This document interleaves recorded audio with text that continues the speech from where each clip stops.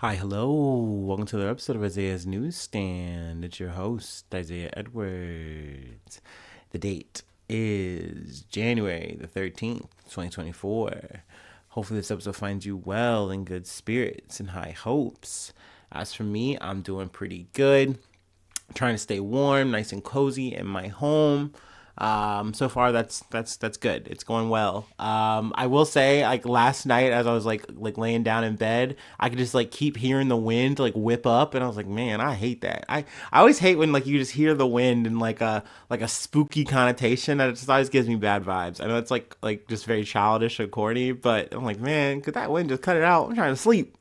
That being said, for Cincinnati, at least compared to the Midwest or whatever, really good for our little winter situation right now. I was seeing one of my friends. They're in like Wisconsin, and they're having a whole ass blizzard, and I'm just like, that could not be me. I could not be in a blizzard right now. That's not. I would just fold. I'm freezing up. I'm done. So hopefully everyone's staying safe, staying warm. Obviously that's the most important thing, in these times. Let's see here. Food corner. Did I eat anything good? It was PF Chang's in a bag with some rice and egg roll. I had a bolillo roll, so I went ahead and threw that on there too on the plate. It was fine. It was okay. Let's see here. Nothing else to really report on the personal news, anything like that. So, I will say this is my first Martin Luther King Jr. Day weekend, and that was a long one. It's been a while, since I've had the day off for Monday. Granted, I will say shout out to UPS, shout out to unions for getting together and fighting for your rights to get your time off, because that's really the main reason my job decided to finally say, oh, okay, we'll actually recognize the day. Granted, they recognize it with posters and flyers and nice little cutouts and stuff at work, and that's cute, but we don't get the day. But now we finally do. So, what a coincidence. Very cool. Love that for us. All right. Let me go ahead and do my startup, and then we will get into some news.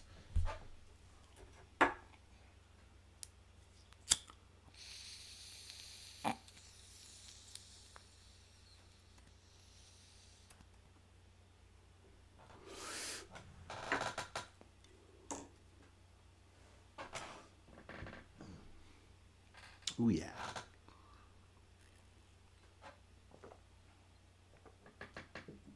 Okay. From the Associated Press, the ruling party candidate strongly opposed by China wins Taiwan's presidential election. Ruling party candidate Lai Ching-te emerged victorious in Taiwan's presidential election on Saturday, a result that will determine the trajectory of the self-ruled democracy's contentious relations with China over the next 4 years. China has called the poll a choice between war and peace. Beijing strongly opposes Lai, the current vice president who abandoned his medical career to pursue politics from the grassroots to the presidency. Let's see here. Post a At a post-election news conference, Lai thanked the Taiwanese electorate for writing a new chapter in our democracy. We have shown the world how much we cherish our democracy. This is our unwavering commitment. I think overall people are happy. I know that there were some other candidates as well. China was supporting. Let's see, China friendly nationalist party, also known as Kuomintang or KMT. Its candidate Ho Yue also had promised to restart talks with China while bolstering national defense. He had vowed not to move toward unifying the two sides of the Taiwan Strait if elected.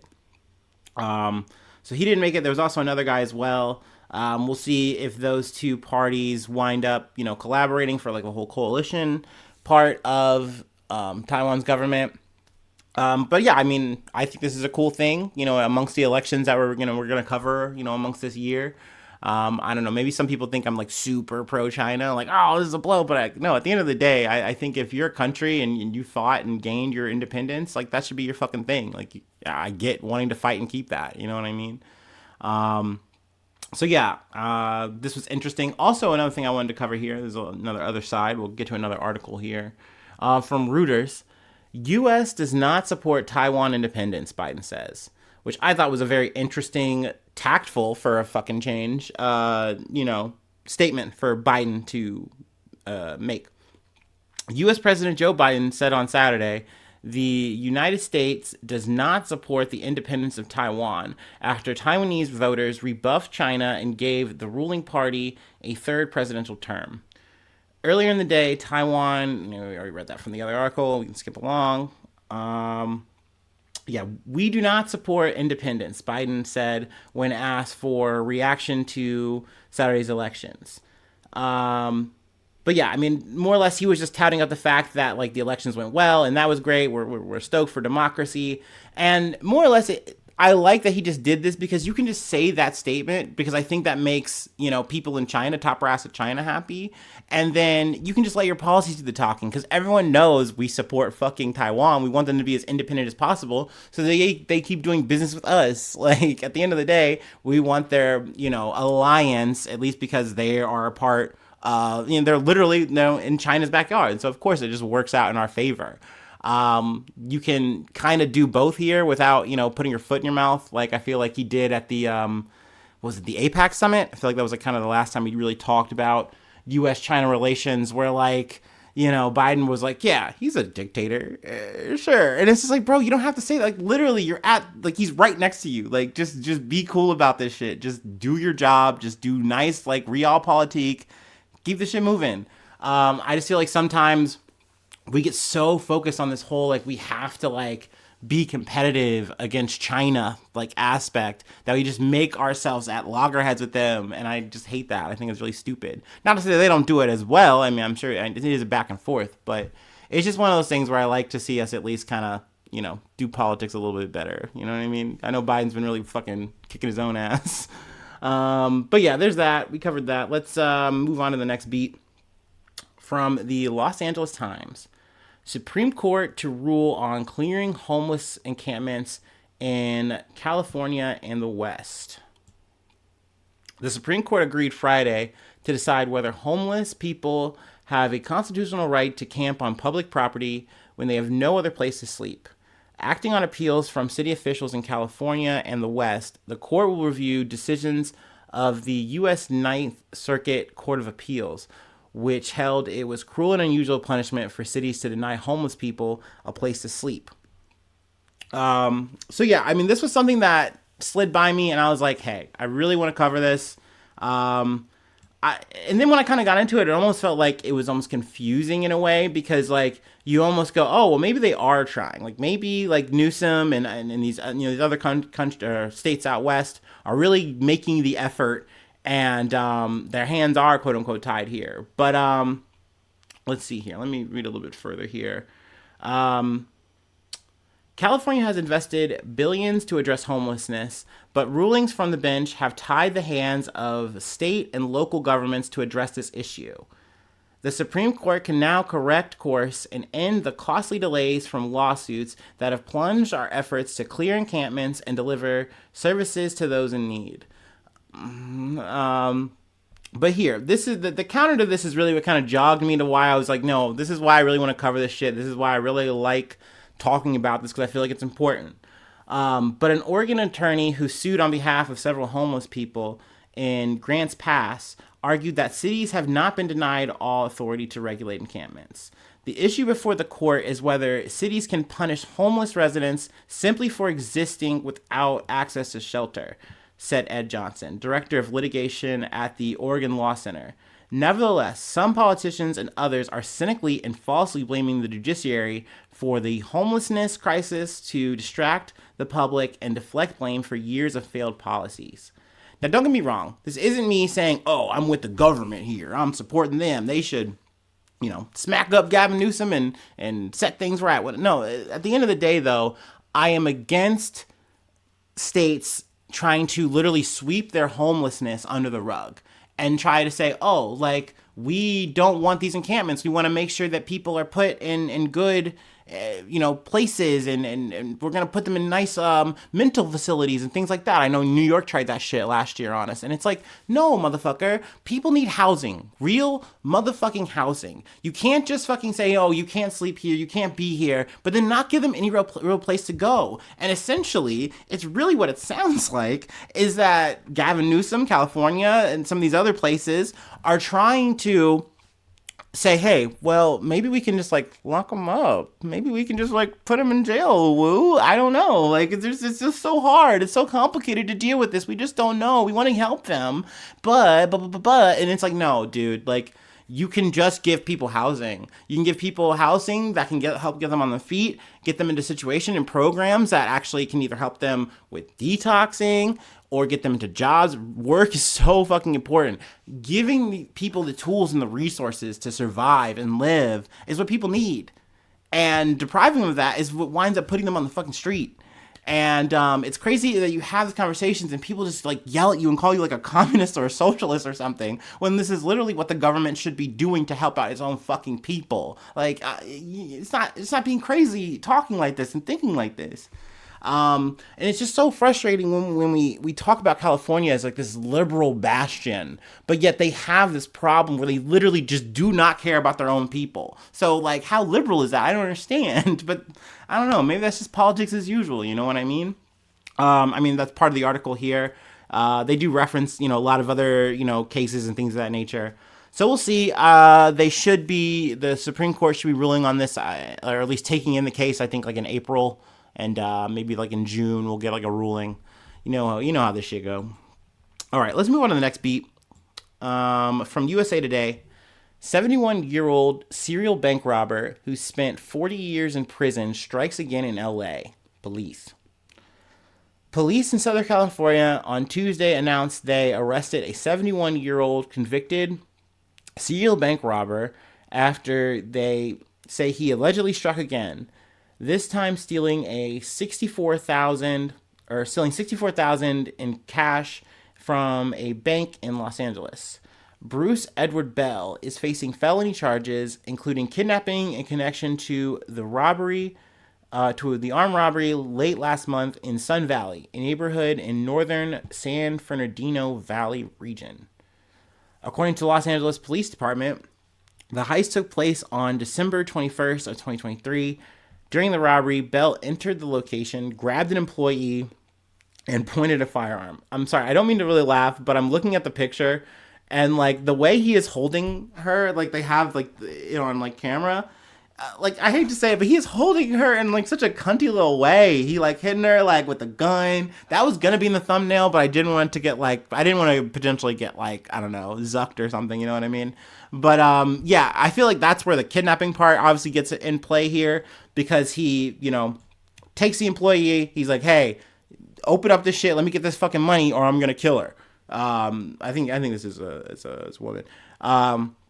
So essentially, he does this. He gets away with the money, but then they obviously they call it in. They find the car. I think it was a stolen Volvo, and they found him with the money. So they got him. Short-lived. But let's see. According to a Tuesday news release from the LAPD, Bell has 4 prior bank robbery convictions and has spent more than 4 decades in federal Department of Corrections for the crimes. He was released from prison in July of 2021.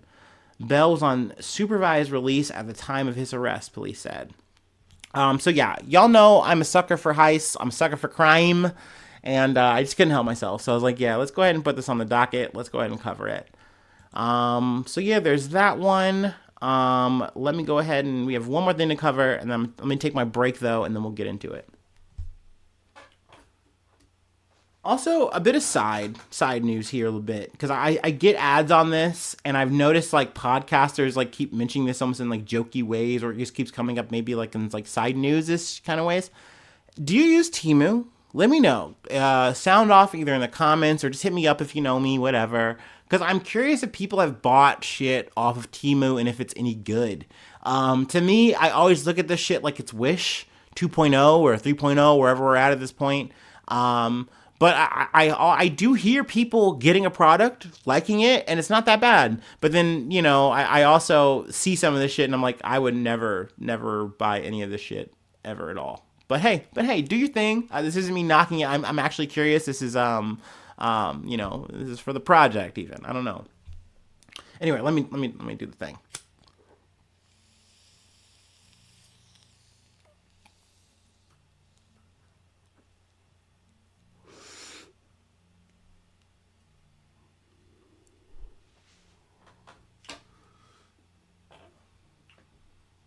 Ooh-wee.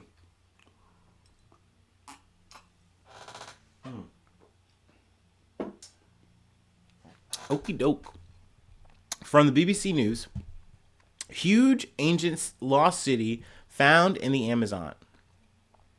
An huge ancient city has been found in the Amazon, hidden for thousands of years by lush vegetation.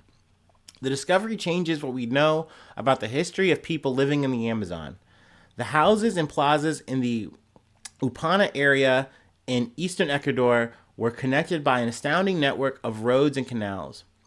The area lies in the shadow of a volcano that created rich local soils, but also may have led to the destruction of the society.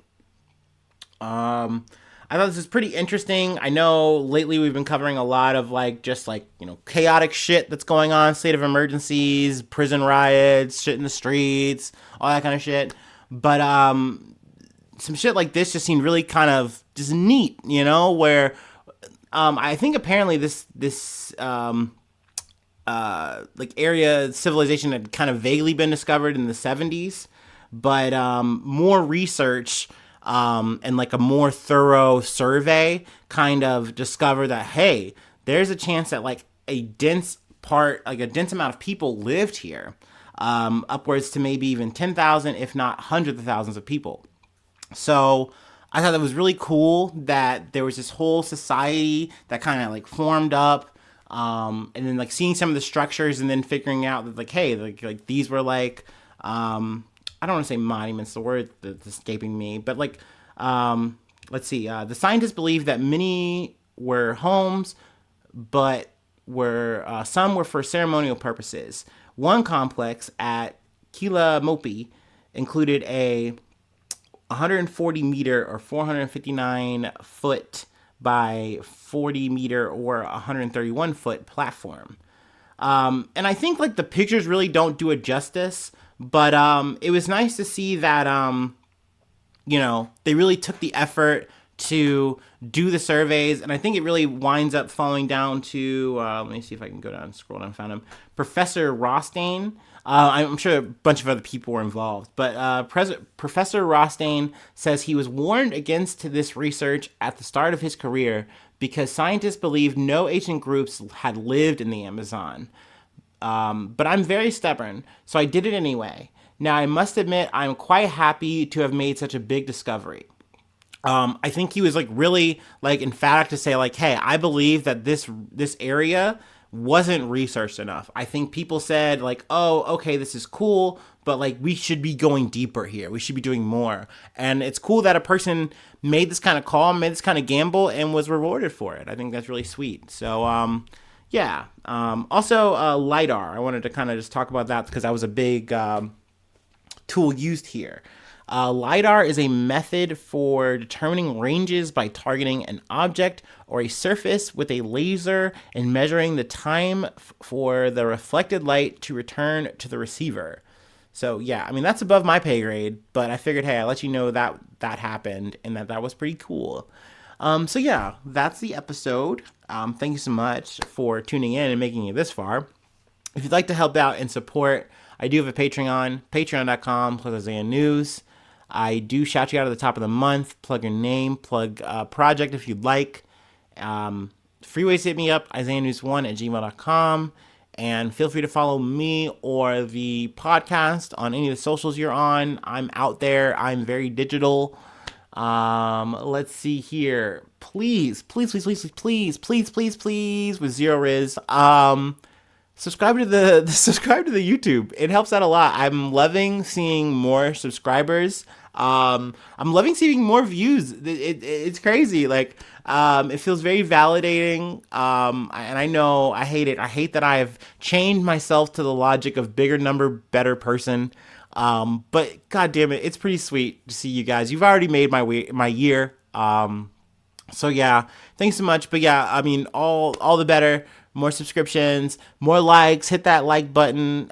Leave cool comments. I love hearing what you guys have to say. Like I said, let me know what Temu shit you buy. And yeah, hopefully I see you soon for some more good news. I love you. Bye bye. Mwah.